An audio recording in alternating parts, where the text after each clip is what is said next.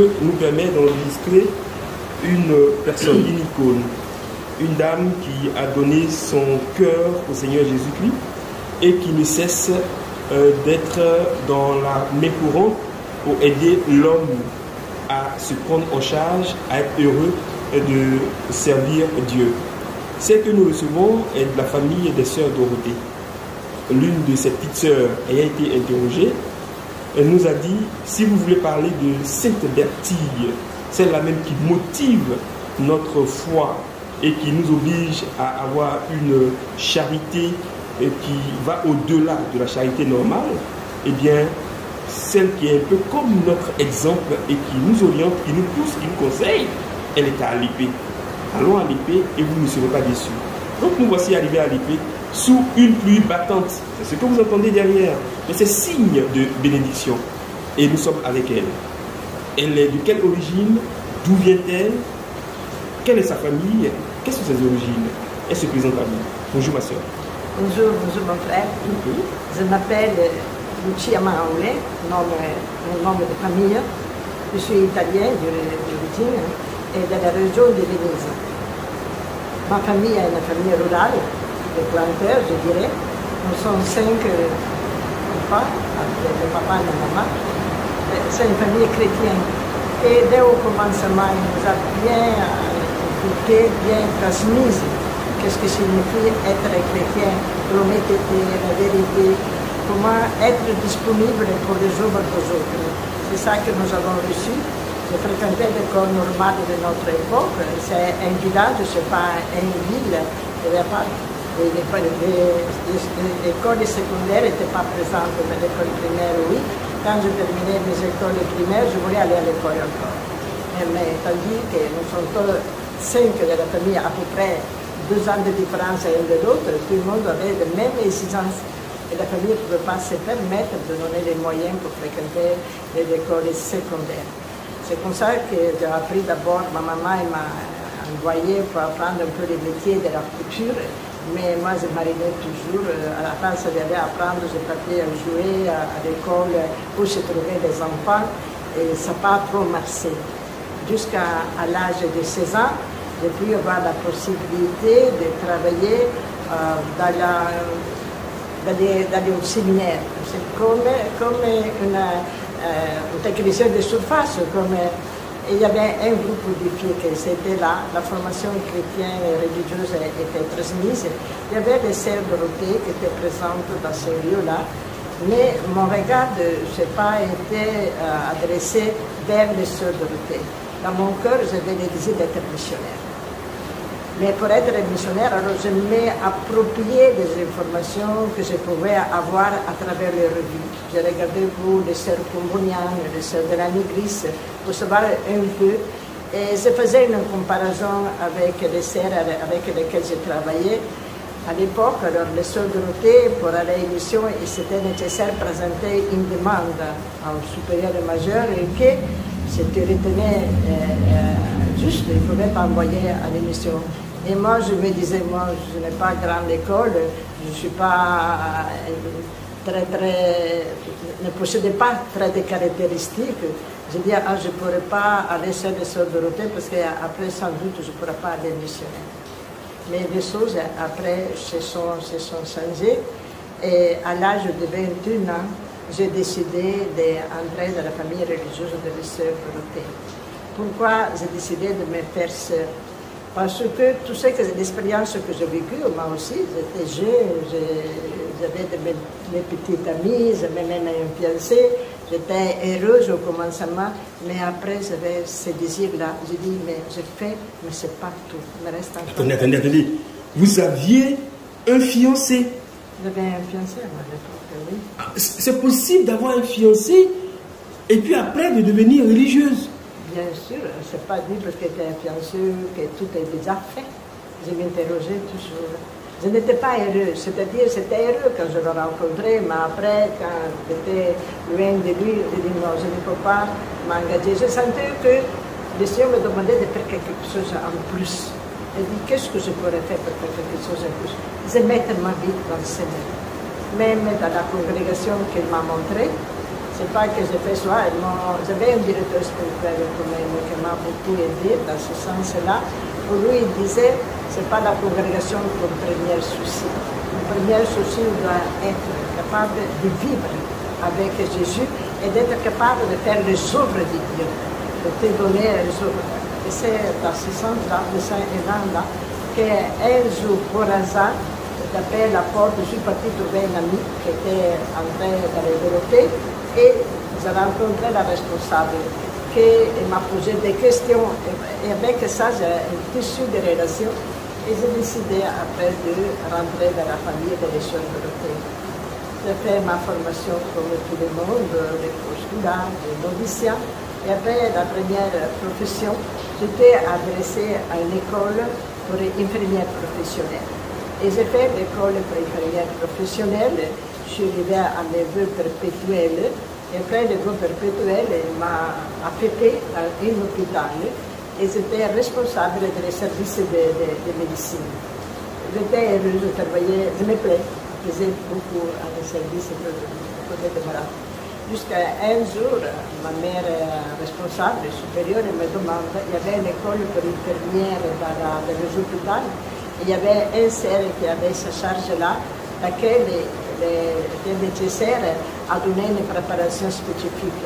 Alors, elle m'a demandé à moi, est-ce que toi, tu pourrais t'occuper de l'école pour infirmières en attendant que l'autre puisse aller étudier? Ce n'était pas ma vocation. Pour moi, c'était cela de rester à côté des malades, mais ce que j'ai constaté dans ma vie, alors et même maintenant, que quand tu fais l'obéissance, Dieu te donne les grâces pour réussir à faire ce que tu demandes.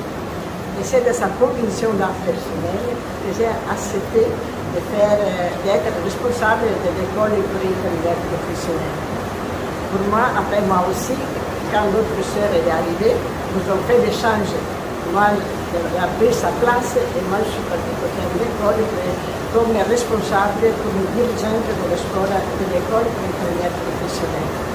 J'étais à l'école, c'était l'hôpital Gemelli de Rome, je l'ai nommé pour ça. Après, quand j'ai terminé cette école-là, j'ai commencé, je suis partie à l'hôpital pour être responsable de l'école pour infirmières.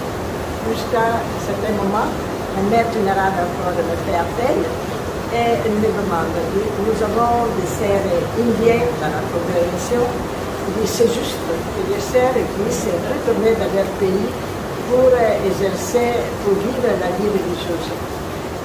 Mais pour aller en Inde, ce n'est pas si facile d'avoir des visas. Ils te donnent des visas pour 6 mois, mais après, il faut renouveler, c'était le renouvellement. Il y avait une possibilité. Je disais, s'il y a un médecin qui va s'occuper des patients, par exemple l'hébreu, voilà, que c'est possible, pas un droit, mais c'est possible qu'il puisse te donner l'autorisation de rester plus. Et alors, la mère m'a demandé à moi si je pouvais commencer la médecine. Moi, j'ai pris peur de ma mère. Maman, je n'ai pas une école de base si forte. J'ai fait toutes les écoles en vitesse pour pouvoir affronter la médecine. Elle m'a gardée, elle a dit, ma soeur, tu vas essayer. Si ça ne va pas, rien ne va se passer. Tu retournes dans ton activité que tu faisais avant. Elle m'avait indiqué de faire l'université à Rome, c'est à l'université catholique. Mais le nombre des inscrits s'était pissé. En plus, il n'y avait pas beaucoup de places et beaucoup de concurrents. Et alors, les premières essayaient, là, je ne suis pas rentrée. Mais elle a dit, bon, tu vas t'inscrire à l'université publique de Paris. Elle aussi, c'est une grande université, très renommée, même pour la formation des médecins. J'ai eu peur. Je ne savais pas comment me présenter. Mais néanmoins, c'était 2 sœurs. Nous avons été admises. Nous avons commencé à fréquenter l'université à Paris. Au commencement, même les élèves te regardaient avec un certain regard de surprise. Ils touchaient la voix, ils touchaient les pères. Pourquoi? Ah, parce que c'était rare de voir des sœurs habillées de noir. Notre vie, c'était comme ça.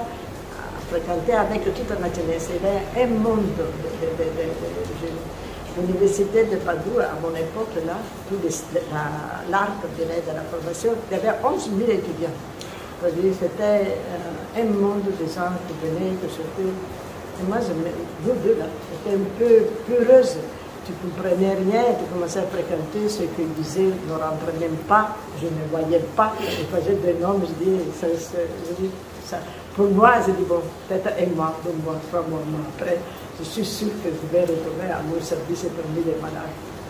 Et avec l'aide de Dieu, avec même je dirais d'un côté, l'humilité d'accepter la fatigue d'un côté, et même les visages, c'est-à-dire que tu pouvais vivre.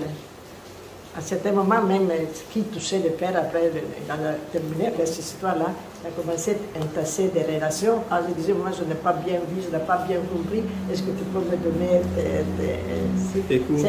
une relation amicale?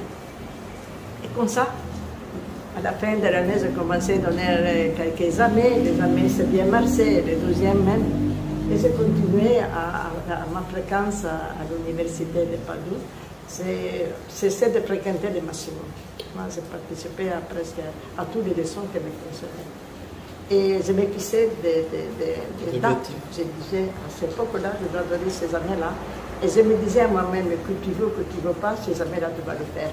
Si tu ne sais pas, c'est un garage que tu dois reprendre après.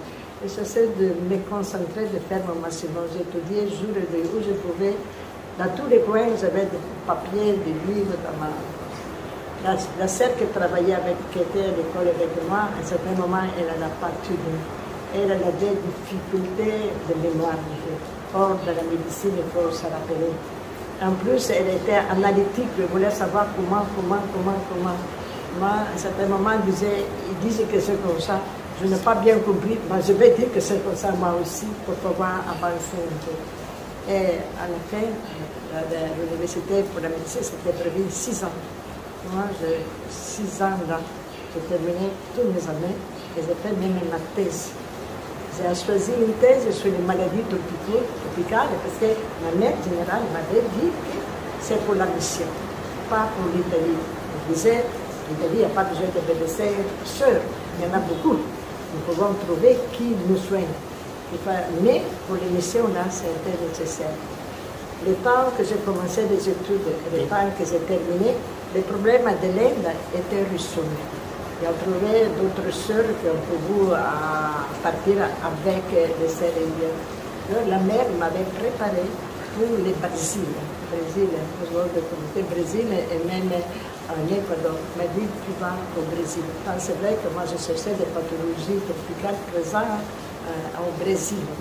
Je cherchais même de m'approprier de quelques... commencer à étudier le portugais, le basque. Mais l'homme propose et Dieu dispose. Je suis arrivée à la fin de l'université, 6e année. Après avoir terminé, avoir soutenu même ma thèse, il y avait des concours pour être admis à des années d'État. L'État veut savoir sévèrement qui est dans les conditions d'exercer ta profession. Et moi, je ne voulais pas le faire tout de suite, parce qu'ils demandent une certaine pratique. Mais ils m'ont poussé, ils disent, voilà, tu es presque des années, mieux que tu fasses ton examen d'État. Et je suis partie dans les différents hôpitaux que j'ai connaissés quand même, pour me faire, même j'ai triché un peu, j'ai dit, il faut me faire des documents que moi j'ai fait mon stage ici. Et là, il dit, après tu viendras. Ma mère générale, elle m'avait dit, pas 6 mois, je te donnerai 1 an, parce que toi, tu puisses vraiment exercer et apprendre bien comment être médecin. Encore une fois, j'ai fait des années d'État. J'ai terminé, c'était mon dernier examen. La mère générale m'appelle. Elle disait, regarde, c'est passé ici, selon la congrégation, le cardinal Diago. Le cardinal Diago est passé au sein de notre congrégation pour demander les soins. Pourquoi? Parce qu'il n'allait pas ici, il avait ouvert les collèges. C'était un campement au début, un petit village. Et il n'y avait pas de disponibilité de maisons pour accueillir les filles. Pour les garçons, le père Capucin, il avait fait un foyer. Mais pour les filles, il n'y avait pas de cette disponibilité. Et il y avait un grand souci, parce que les filles partaient habiter ou trouvaient la possibilité de trouver un logement. Et à l'époque, là, il y avait beaucoup de prostitution, beaucoup de maladies. Les parents, surtout, étaient inquiets. Alors, le cardinal avait demandé à les pères de trouver vous des sœurs. Parce que des sœurs qui puissent venir pour prendre les soins, pour se prendre en charge des filles. Les pères capucins, ils avaient des relations avec la congrégation, parce que eux aussi sont d'origine italienne. Et voilà qu'ils ont indiqué le cardinal de venir dans notre congrégation. La mère générale l'a écouté, elle avait envie d'ouvrir les portes à l'Afrique, parce que c'était la première. Elle est venue voir. Elle est venue voir avec notre soeur, sa conseillère. Ils sont venus ici à l'épée. Ils ont montré la ville, ils ont montré les collèges. Et le cardinal, après, l'a accompagné même à l'hôpital. L'hôpital à l'épée, que c'est un hôpital d'État. La mère générale, quand elle a vu l'hôpital à l'épée, elle a pris pour faire, elle a dit, mais ici, il n'y a rien. C'était vraiment seulement 3 bâtiments, un médecin, la maternité, mais il n'y avait pas d'autre chose. Elle, par hasard, elle a dit au cardinal qu'elle a accompagné, moi j'ai une sœur médecin. Lui, il a dit, c'est un seul médecin pour le malade. Je vais m'occuper moi-même. Il dit, je vais la faire affecter pour l'État. Et tant il a dit, tant il a fait, que sur place, il peut voir le ministre de la Santé, et le ministre de la Santé a donné son accord. La mère générale vient à la maison avec même la décision qu'il pouvait envoyer une sœur médecin qui sera affectée pour l'État, et que le cardinal a dit comme ça, avec un salaire, il pourrait aider les autres sœurs qui travaillent avec les jeunes filles. On dit que l'Église, à l'époque, ne pouvait pas assurer un soutien économique à des sœurs. Et c'est voilà que la mère retourne, elle m'appelle et me fait sa proposition-là. Moi, je prie pour faire, je dis ma mère, si vous voulez que moi je vais en Afrique comme sœur, tout de suite, comme infirmière professionnelle, j'ai exercé, je peux partir, moi comme médecin. Je ne possède pas le savoir des médecins pratiques.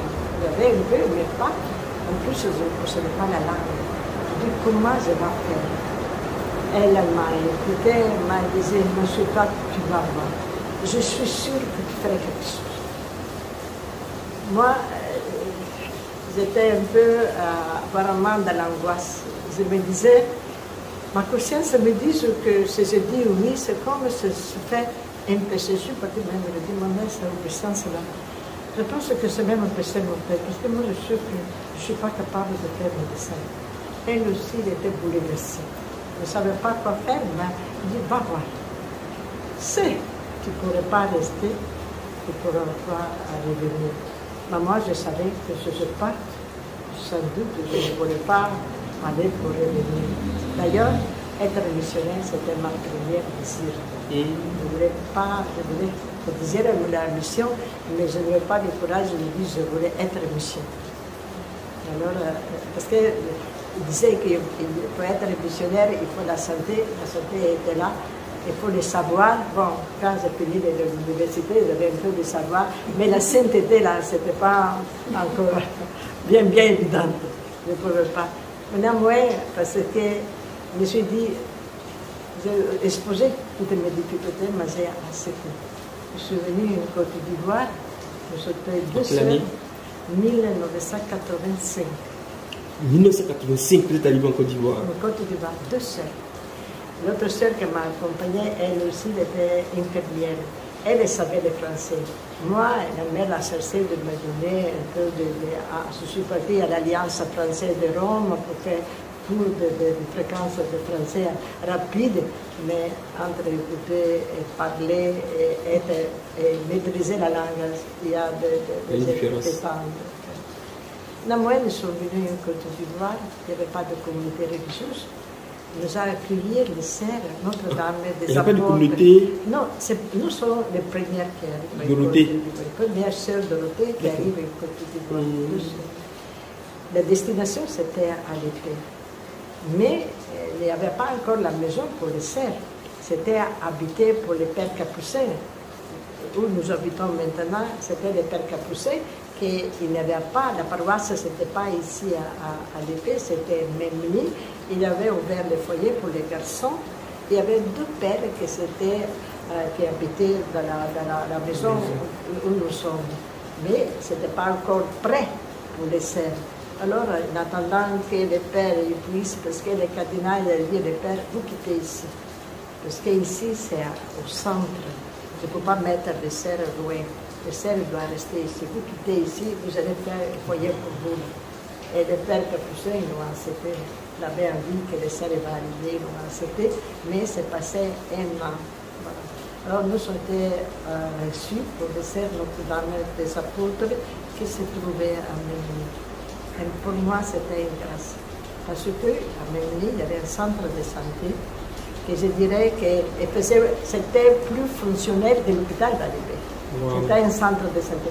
Et là, je trouvais qu'il y avait une sage-femme.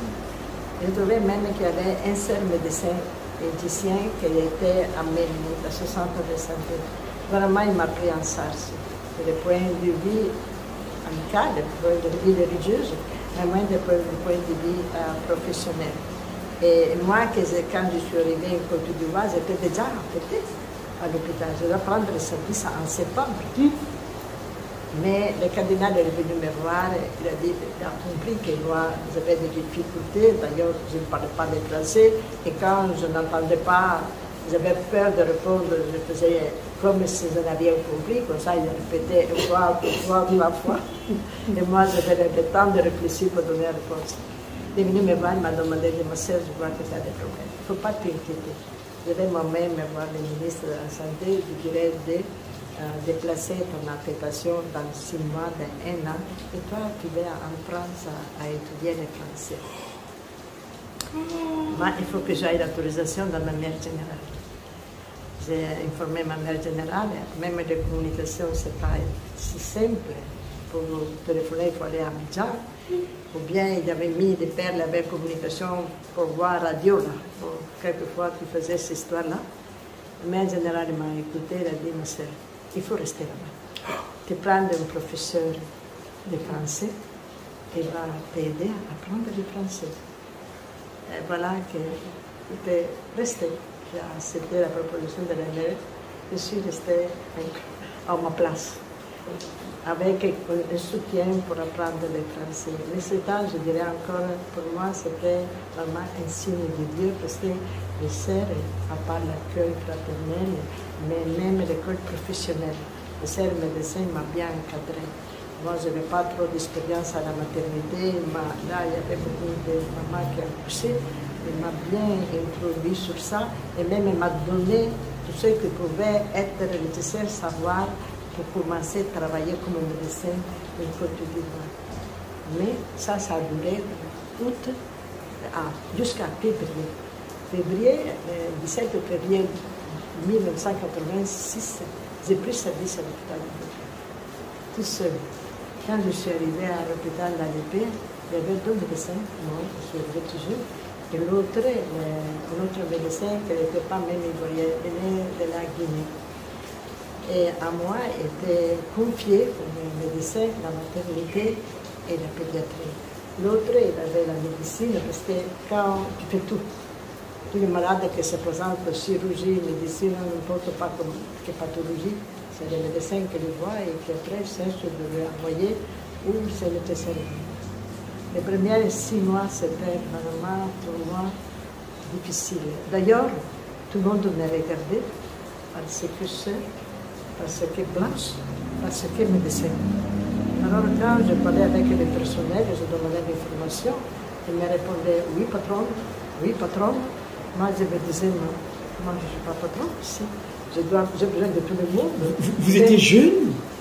J'étais jeune, pas comme maintenant, je n'étais pas jeune, mais néanmoins, c'était jeune de profession. Moi je me sentais jeune comme expérience.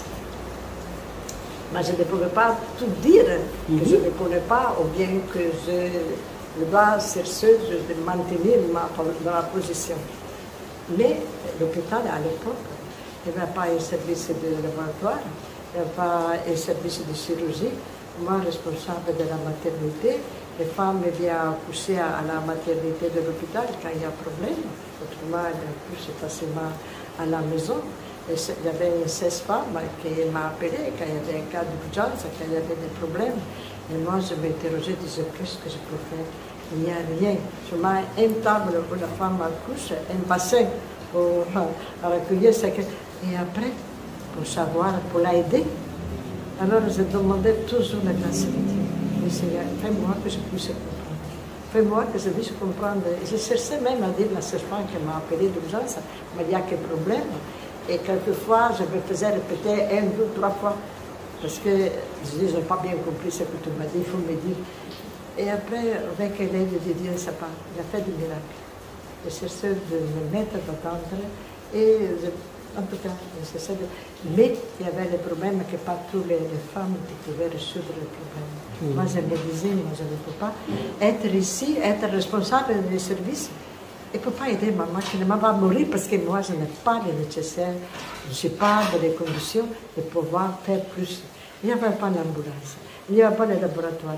Alors, j'ai cherché un peu de faire ce que c'était possible de faire. Première chose, moi aussi, je suis partie à l'INSPE à Abidjan pour apprendre comment au moins faire les examens, les groupages sanguins, voir comment je pouvais distinguer, faire le diagnostic, non diagnostic, pour pas faire l'anémie, glycémie, petites choses que c'est possible de faire. Je partais à apprendre et après je venais pour commencer à faire apprendre. La première chose, on se sort d'avoir un laboratoire, de trouver nécessaire. C'est vrai que la Providence en a toujours accompagné. Tout le monde savait que moi je suis partie, que j'étais en Afrique, ma famille, ma congrégation. Il a cherché de trouver les moyens pour envoyer à travers les conteneurs le nécessaire pour mettre en place un laboratoire. Et je ne pouvais pas, ce n'était pas possible de réaliser au sein de l'hôpital parce que l'administration demande un certain respect des règles. Alors, à travers même la mairie, il y avait l'autorité politique et administrative nous soutenait sur ça. Nous avons ouvert le laboratoire sein de ce bâtiment ici, mais à disposition de l'hôpital. Nous avons adressé un technicien et moi, en tant que médecin, même si je n'étais pas un pharmacien, si je n'étais pas un biologiste, en tant que médecin de l'hôpital, je pouvais être la responsable de le laboratoire. Et nous avons commencé avec ça.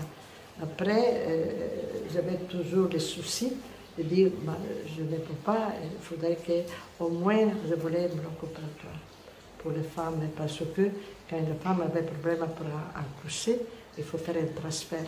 Or, nous avons été capables d'obtenir l'ambulance, mais après, quelquefois, c'était nécessaire à l'accompagner. Moi-même, avec ma supérieure qui était dynamique plus que moi, je partais à l'hôpital, à CHU, pour accompagner la femme qui avait besoin de l'intervention d'urgence. Pour le moment, je voulais que ça. Et alors, c'est au sein de ça que je veux commencer à dire, je veux bâtir quelque chose.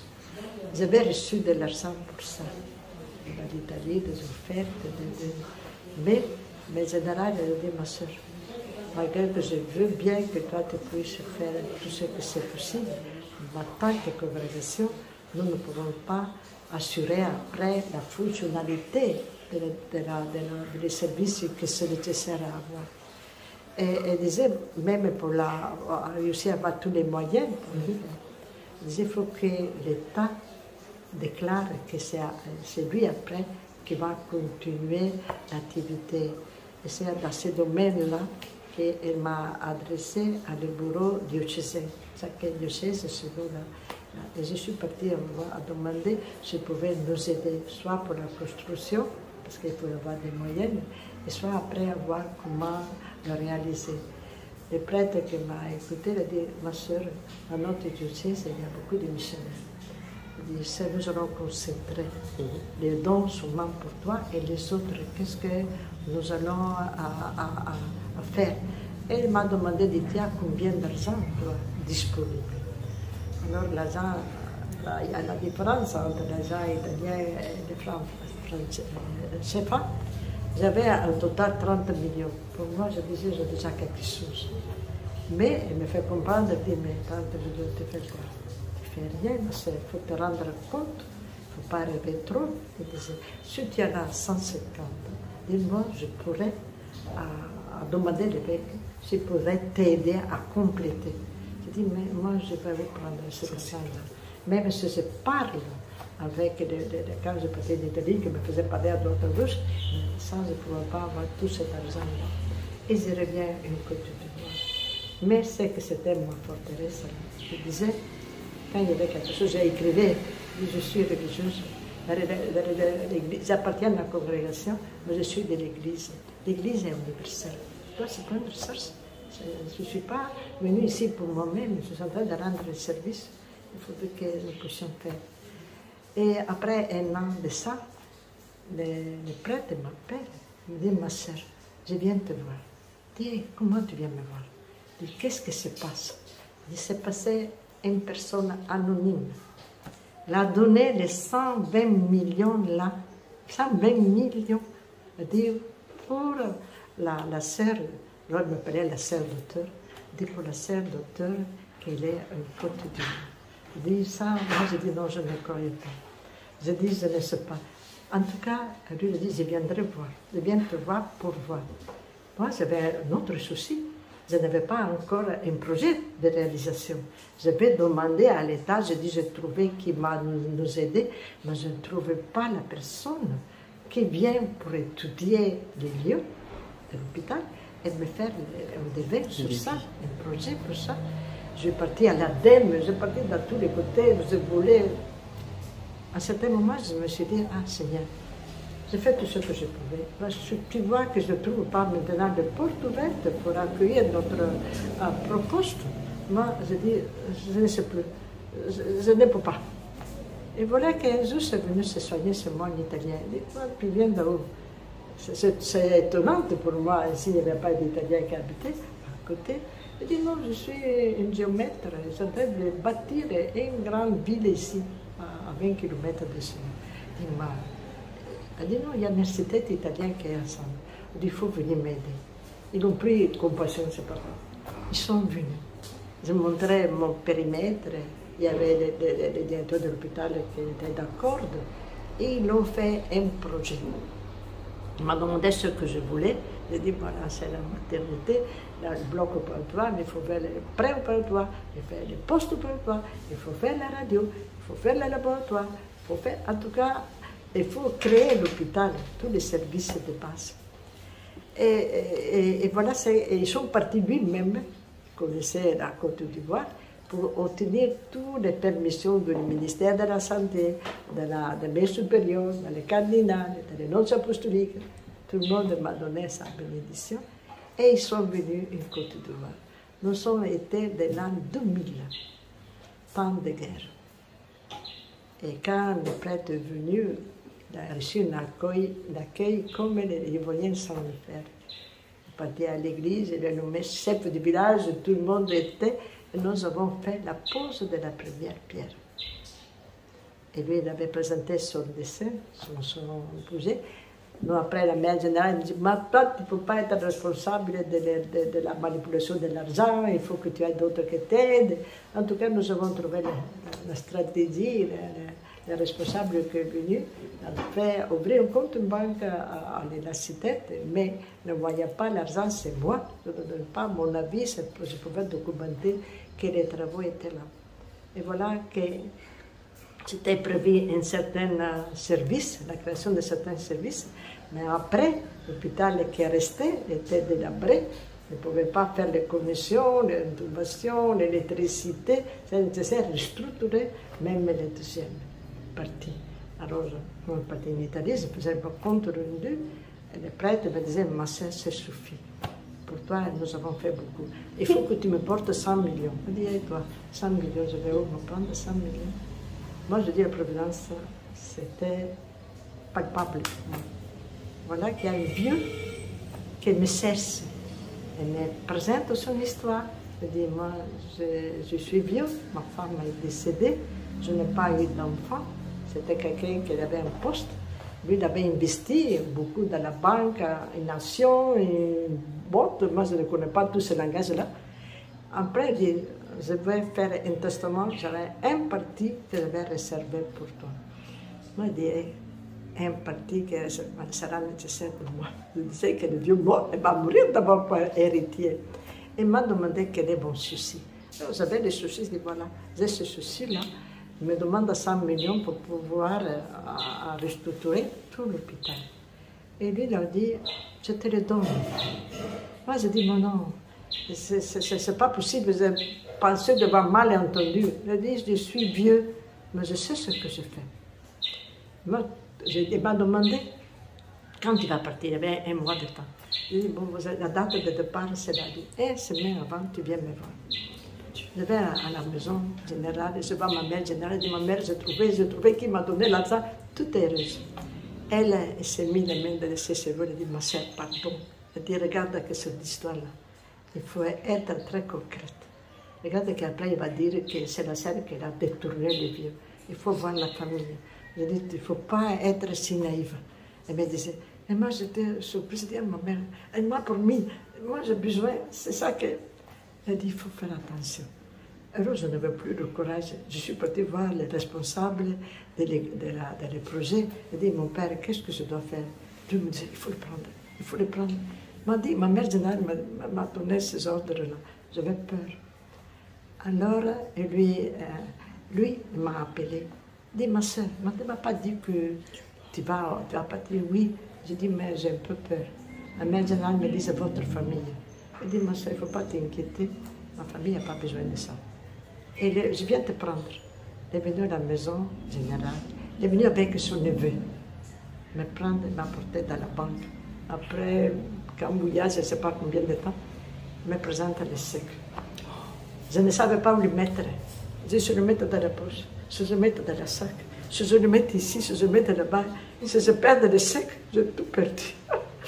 J'ai appelé ma mère générale, il faut le prendre pour le mettre en prêtre, qui s'est pas en ça.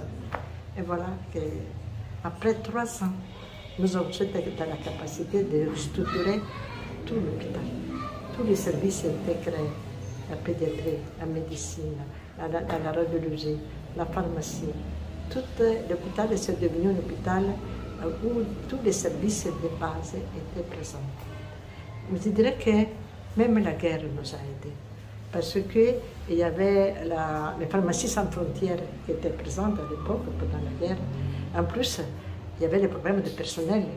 Les ressources humaines me disaient, ma soeur, maman ne peut pas te donner 40 personnes pour mettre en fonction tout, la chirurgie, la médecine, la pédiatrie, l'obstétrice, la gynécologie, tout ça, c'est impossible. Je dis, je pourrais te donner 4 ou 5 personnes. Ah, je dis, comment?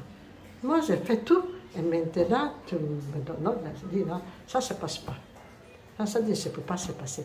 Mais voilà, alors, c'est pas que la guerre, mais ces périodes-là, il y avait fermé non, les hôpitaux, les bloqués, ils sont passés à...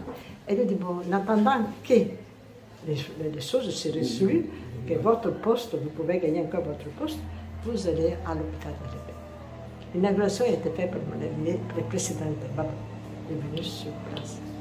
Et des jours là de l'inauguration, il avait dit, ma sœur, tenez-vous ce joyeux hôpital. Mais nous avons dit, l'hôpital était de l'État, nous allons le remettre à l'État, mais nous allons le confier à la population d'Alépé parce qu'ils puissent payer sur la fonctionnalité de l'hôpital. Et moi, je suis restée à l'hôpital comme médecin chef, et j'étais responsable de la médecine. Et j'ai travaillé là-bas avec tout ce personnel-là.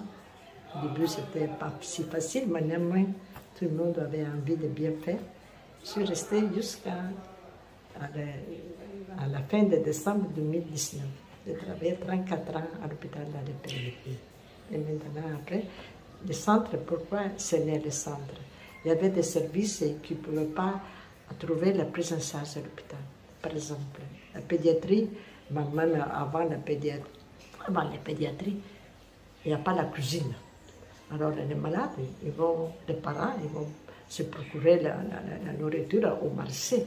Mais les enfants qui viennent déjà débilités, qui sont anémiés, qui sont malades, qui sont orphelins, qu'il y a des problèmes, ça me faisait un grand souci.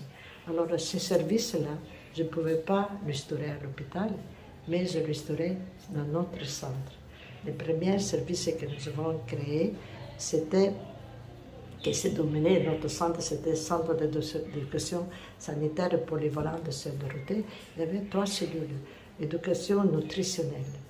Où tu prenais les mamans comme donner à manger à leurs enfants en utilisant des produits locaux, mais que tu faisais la prise en charge de ces enfants-là, en assurant le lait, en assurant ce que c'était nécessaire.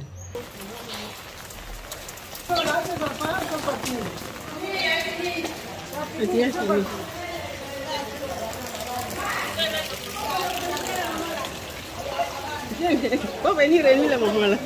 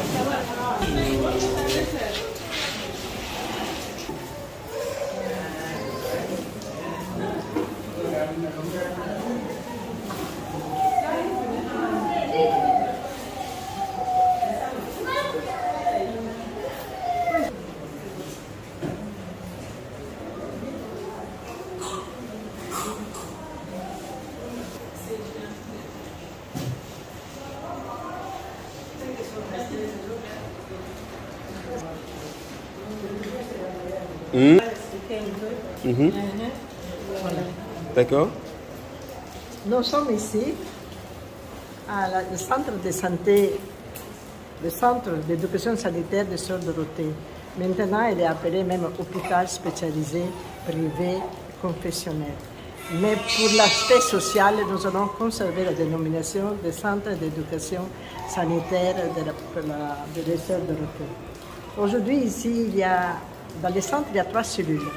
Il y a la cellule de la prise en charge des enfants qui ont un problème nutritionnel, la cellule d'éducation, la vie d'information que nous donnons, et une autre cellule d'écoute et conseil pour suivre les mamans et pour leur donner des conseils nécessaires, parce qu'ils puissent, elles aussi, réussir à faire la prise en charge en utilisant les produits locaux qui existent. Mais il y a une réalité sur le terrain, dans l'âge de 0 à 6 mois, l'enfant a pour nécessité de prendre du lait. Or, le lait artificiel et substitutif, il a un prix. Et souvent, les mamans n'arrivent pas à le faire. Alors, pour les enfants qui ont un problème nutritionnel, parce qu'ils sont mal nourris, parce qu'il y a des débilités, parce qu'il n'y a pas la possibilité, ou bien la maman est malade, nous se sont de donner une aide. En donnant des kits alimentaires. Par exemple, aujourd'hui, les mamans ont reçu un kit alimentaire pour ces enfants-là qui sont de premier âge, le kit qui est fait du lait. Et après, s'il y a d'autres aliments que la Providence nous donne, alors là, c'est pour renforcer les besoins de la famille et des autres frères qui sont plus graves. Là, ça, c'est ce que nous faisons. Et la durée, c'est tant qu'un dure les problèmes. C'est après 3 mois. Après 4 mois, 5 mois, 1 an, l'enfant mange tout ce qu'il peut trouver. Alors nous allons se retirer pour passer au docteur. Voilà, c'est le travail. Et chaque fois que les mamans viennent avec leur enfant, il y a un contrôle de les poids, il y a un conseil qui suivent, il fait des formations parce que les mamans puissent bien apprendre et après continuer à la maison. Ça, c'est une activité. Là, c'est les mamans même biologiques. Biologique.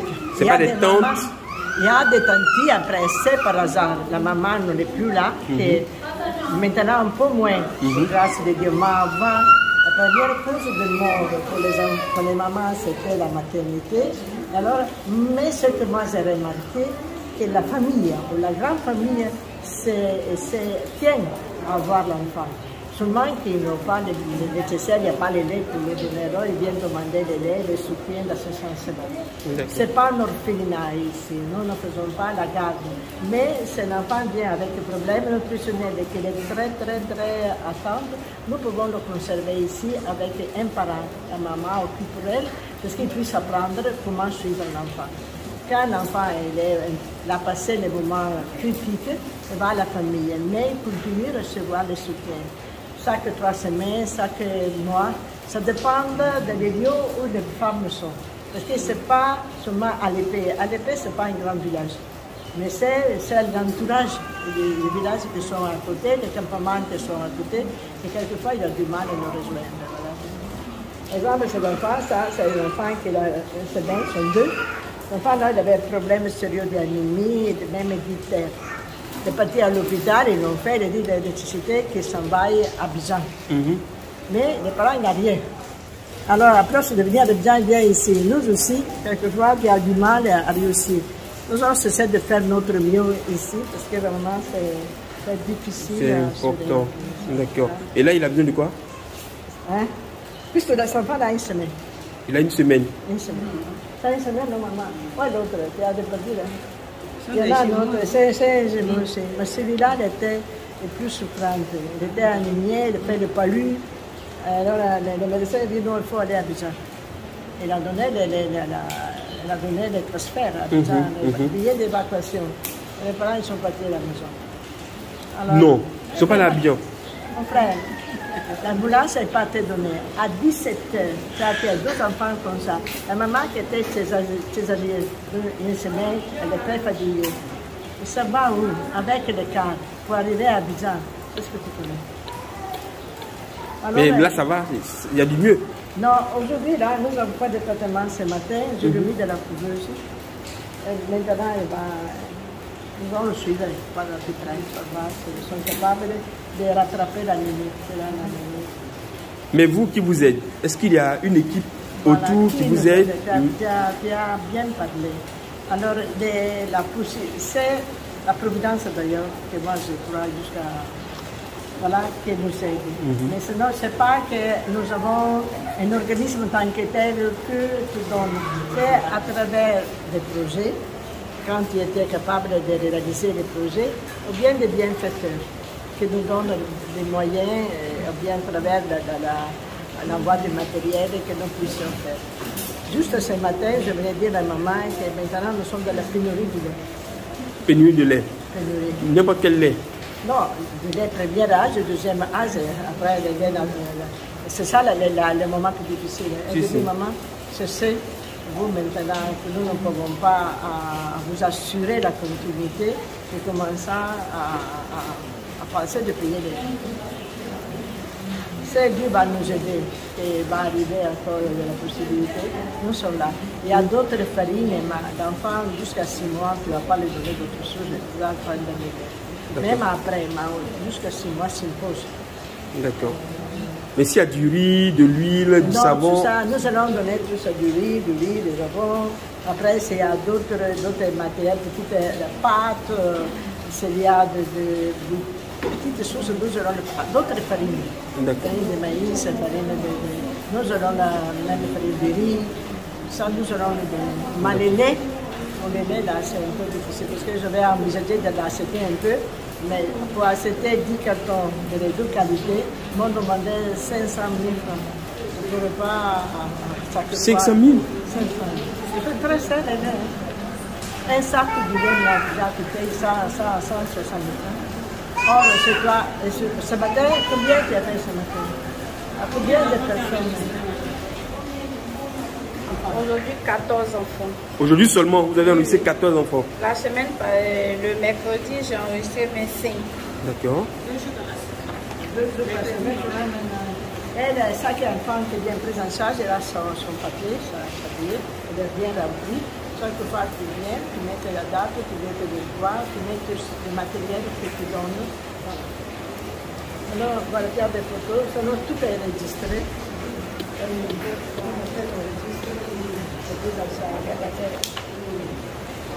Ce sont les enfants qui justifient, parce que moi aussi je dois demander avec quelque chose. Alors ils mettent la date et après donnent les renseignements. La motivation pour laquelle l'enfant a fait la prise en charge. D'accord. S'il était malnourri, s'il avait la maman était malade. Donc quand tu fais des photos, après les enfants sont toujours jolis. Oui, ils sont beaux, ils sont mignons. Parce que les enfants sont beaux. Ils sont mignons, c'est bien.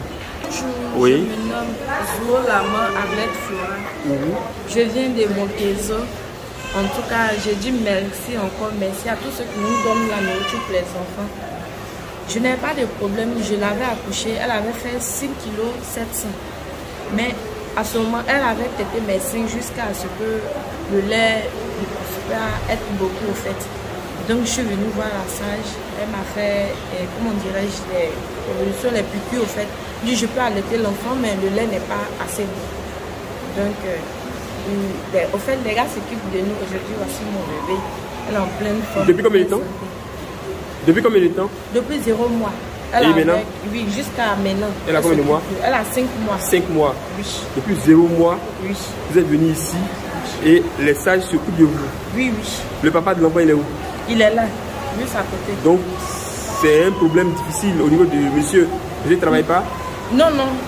Nous travaillons, nous débrouillons au fait. Mais c'est un problème de santé. D'accord. Et la sage vous soutient, oui, vous aide. En tout cas, on lui dit merci, merci, merci. D'accord. Que le Seigneur vous fortifie dans tout ce que vous désirez dans la vie. N'est-ce pas? Oui. Je me nomme Série Abelmont Edwige. D'accord. J'ai accouché le 4 juin. Il y a besoin de... Vous avez fait combien de jumeaux? C'est 2 filles. Leur nom, il s'appelle comment? Celle-là s'appelle Béni. Celle s'appelle Marie-Chose. Béni et Marie? Jo. Marie? Jo. Marie-Jo. José, quoi?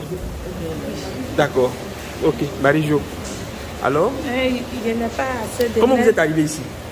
C'est un problème de lait. J'ai besoin de lait. Je n'ai pas assez de lait pour les hâter. Donc, je suis venue voir la sage pour qu'elle m'aide un peu. À partir de 3 mois et demi, je suis restée ici jusqu'à cela qu'elle me donne. Ici. Donc, quand vous venez, on vous donne du lait. En boîte, en poudre. Et puis vous partez avec, vous faites des biberons pour les enfants. Et ça va bien, la santé? Oui, ça va très bien. Il n'y a pas de problème. Il n'y a pas de problème. Oh, super. Que Dieu vous bénisse. Je remercie tout le monde qui nous donne un peu de l'aide. Est-ce que vous pensez que l'hôpital là, c'est bien que ça aide? Oui, c'est bien. Si ce n'était pas bien, on ne peut pas venir ici. Si. D'accord. Merci beaucoup.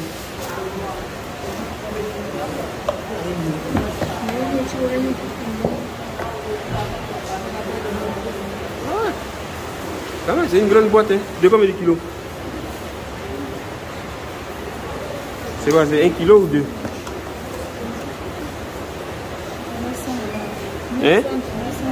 900 grammes. Tu es sûr? Une boîte comme ça pour un enfant?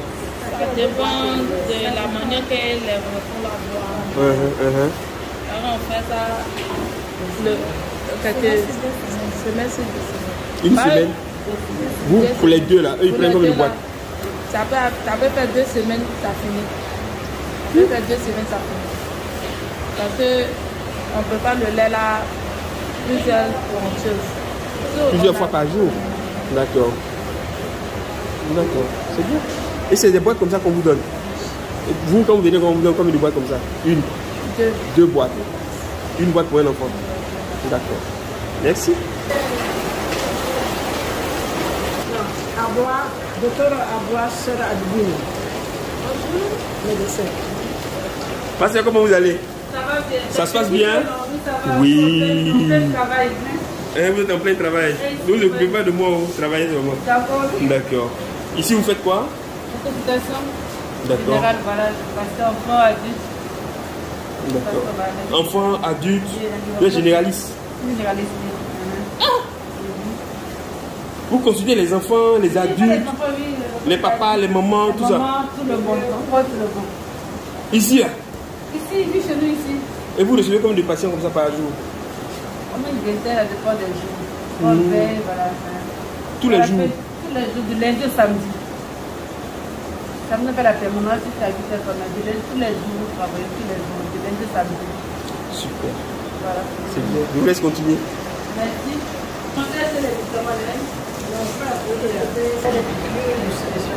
Ok, d'accord. La couveuse, d'accord, ok.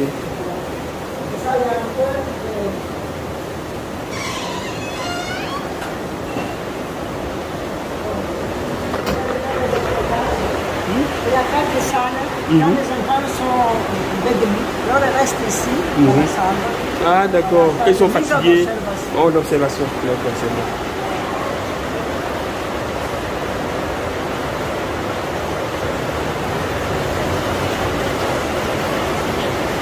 En haut, il y a une salle de réunion et en bas, il y a le laboratoire. Où tu fais tous les analyses médicales qui sont là. Là, c'est la pharmacie et où il y a la caisse, la réception. D'accord. Voilà. Après, il y a d'autres possibilités. Quand tu fais l'échographie, les vectogrammes, il y a notre la caisse, c'est de la caisse. Ah, d'accord. Bonjour. Merci, mes soeurs. Dans la joie. Vous travaillez? Super. Alors, ici, c'est quoi? C'est la caisse. C'est quoi? C'est une somme modique? C'est du social que vous faites ou bien... C'est du social que nous faisons. Ici, on paye combien pour se faire soigner? Pour la consultation, c'est 500. Non. Ah bon? On vient ici avec carte d'assurance aussi? Non.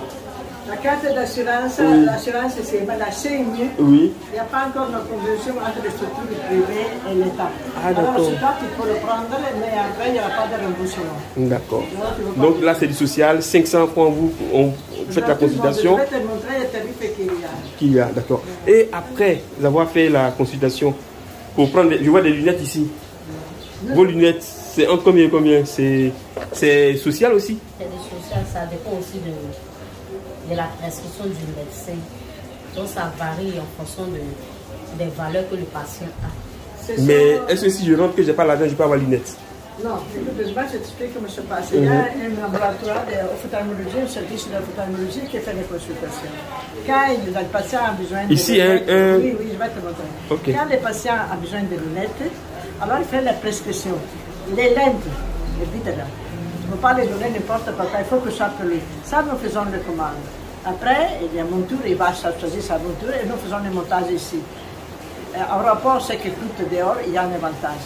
Mais nous ne pouvons pas faire gratuitement parce que nous commandons nous aussi les lunettes. C'est que c'est pharmaceutique. C'est que c'est pour la vision, comme ça. Alors, voilà. Sinon, il y a des services. Ça, c'est Pélagie. Sœur Pélagie, bonjour. Bonne arrivée, merci. Alors ici, c'est quoi? Quel service? C'est la pharmacie. D'accord. C'est-à-dire? Bon, c'est un petit dépôt pour pouvoir aider les plus pauvres. Et nous faisons du social pour aider les gens les plus nécessités pour pouvoir subvenir aussi à leur santé. Quand le malade arrive, il va à la caisse. Après la caisse, il vient chercher le carnet. S'il a un carnet, il s'en va directement chez la doctoresse ou bien chez l'infirmier. Et après les examens, les différents examens, le malade se rend à la pharmacie pour pouvoir acheter les médicaments. Ici. C'est-à-dire en même temps. Et ici, il n'y en a pas ici. On le refait à la chose. En pharmacie du dehors. Super. Mais vous faites l'effort de donner la totalité des médicaments. Assurer les médicaments de première nécessité sans doute. Même parce que nous avons la vocation, c'est ça de pouvoir dire, de privilégier les patients qui ont des pathologies chroniques, les adultes. Qui ont des pathologies chroniques, voire le diabète, voire l'hypertension, voire les cardiopathies. Ces patients qui ont besoin d'un traitement en continuité et qui ont du mal à se revitaliser. Alors, pour les aider à faire un traitement en continuité, nous ce sont de voir ces médicaments-là que nous ce sont qu'ils utilisent. Et vos médicaments, vous les prenez où? Ici en Côte d'Ivoire? Dans le laboratoire? D'accord. Ok. Merci. C'est gentil. On a pour vous mettre un petit dépôt là. Ouais. Ça, ce sont les colis. Ça, ce sont les colis. Ça, ce sont les médicaments d'anémie et les antibiotiques. Et puis ça, c'est antifongique. Il y a aussi les... comment on appelle les... Petite pharmacie fournie quand même. C'est bien. Bien organisé aussi. Oui. L'essentiel est là. Oui. D'accord. Merci. Aussi? À Chester 2, nous avons un service d'ophtalmologie où il y a les consultations qui sont et la suivi. En plus, c'est pour réaliser même des interventions chirurgicales ophtalmologiques grâce à la présence de médecins vacataires ou bien d'autres médecins qui avant venaient d'ailleurs. Ce centre existe depuis quand? Depuis 1993, c'est ouvert la première fois. Après le Chester 2, la 2012. C'est de longue date. Super. Même parce que parmi les personnes qui sont les plus âgées, ce sont même des handicapés. Les handicapés, c'est une catégorie de personnes, de personnes qui ont du mal à trouver un suivi.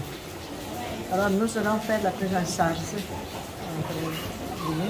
pour chaque enfant-là. Par exemple, les enfants qui naissent avec une malformation quelque gendre, congénitale, ce sont de les aider parce qu'ils puissent réaliser l'intervention et après nous ferons la réhabilitation et la suivi. Pour les enfants qui ont un problème de déficit mental, là ils ont besoin de réhabilitation, de suivi.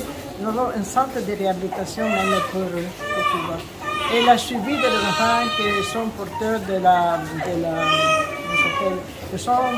l'épilepsie. Il y en a pas mal de personnes qui ont ce problème-là. Alors les enfants se sont mal suivis. À certains moments, à part des crises épileptiques qu'ils font, ils peuvent devenir même avec un déficit mental très grave.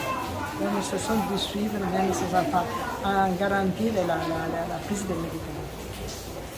Moi, je dirais que sont notre privilégié. Les enfants qui ont peut-être des handicapés, les personnes qui sont des pathologies chroniques.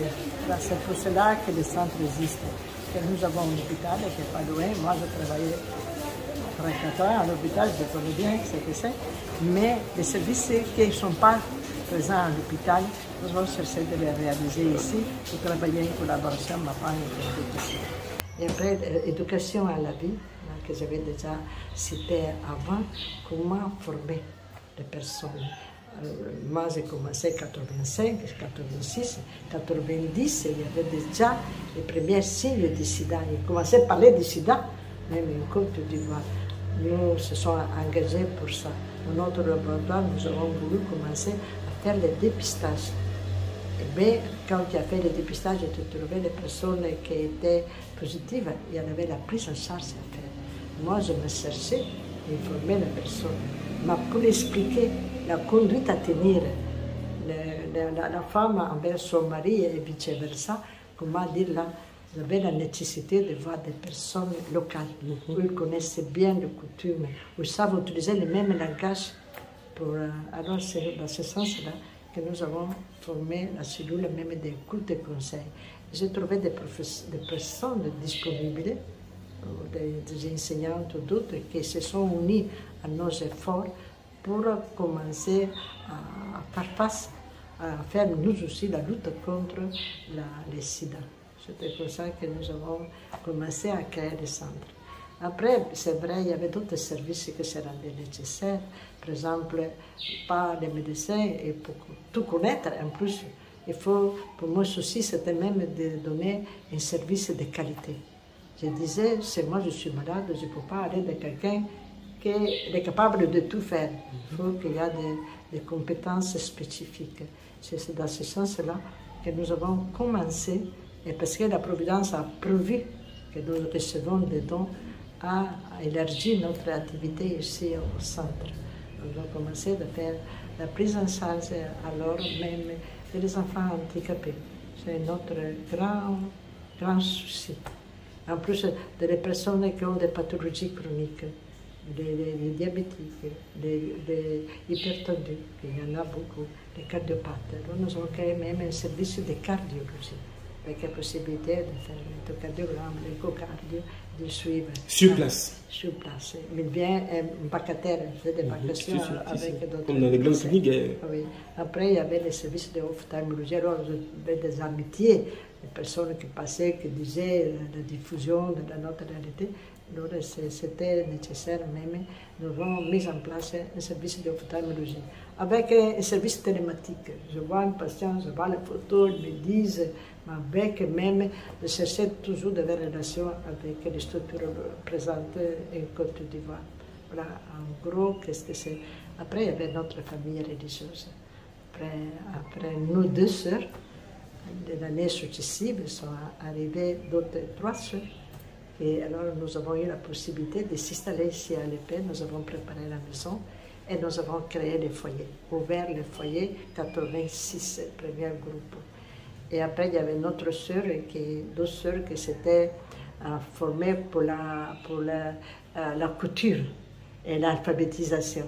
Nous avons commencé à faire ce service-là. Après, il y avait quelques filles. Ils nous ont regardés. Les regardants, ils sont devenus sœurs. Après 2 ans, nous avons ouvert notre communauté à Dabré pour les enfants de l'école primaire. Voilà, nous avons commencé même ces activités-là. Et après, il y a eu la délégation qui s'est instaurée à Gré. Nous avons formé notre maison de formation.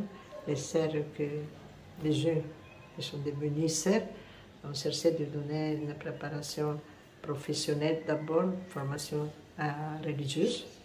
Tout le monde a cherché d'être formé pour ça. Et après, même la professionnelle, tant que c'est vrai, sœur Adelina, qui c'était notre sœur, qui est devenue médecin. Moi, je disais toujours, il faut que tu me donnes quelqu'un qui puisse. Elle a étudié, elle est devenue médecin et maintenant, elle est là. Moi, je peux dire que maintenant, je peux faire la retraitée. Je ne suis pas retraitée, je suis de la communauté. Je suis contente de continuer à faire ce que je peux faire pour mes sœurs, pour la population. Quand le médecin général m'a demandé, maintenant, tu vas où mourir? Je dis, maman, je suis ivoirienne, tu veux que je va je resterai sur place. Je resterai ici. Voilà un peu l'histoire. Je dirais que même une chose, dans ma vie, j'ai vu que, je dis même au commencement, l'obéissance fait miracle. Et ça, c'est vrai. Je dis que Dieu m'a aidé et même dans les œuvres.